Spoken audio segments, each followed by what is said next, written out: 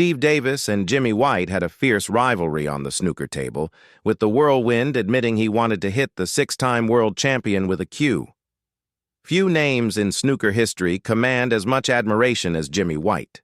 Known affectionately as the Whirlwind, White has been a fixture in the sport for over 4 decades.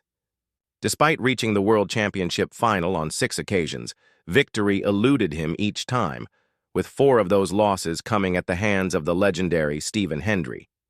Yet it wasn't Hendry who truly irritated White, as he revealed to former footballer Ally McCoist during a chat on TNT Sports' Snooker Breakdown.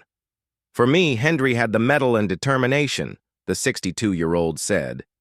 "Then Ronnie came along, took a bit from all the great players, and with his natural talent, he became the ultra-winning machine. Ronnie O'Sullivan, for me, plays snooker in the most serious times of matches as if he's just practicing. Hendry was a bit like that. He was in his own bubble. I'd play Hendry, he'd have none of the crowd, but it didn't bother him. He was so focused." Turning to longtime rival Steve Davis, he said, "I think with Davis he had that smirk. You wanted to hit him across the head with the cue, but he was so good." Davis, who reigned as world number 1 for 7 straight years and captured 28 ranking trophies, ranks 5th in the all-time standings.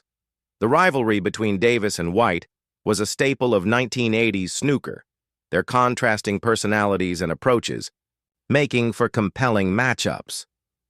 Reflecting on that era in a previous episode of the Snooker Break podcast, White admitted, "I quite liked it, me and Steve Davis. I was sort of wasting my time partying and he was practicing, so I never had any problems with Steve.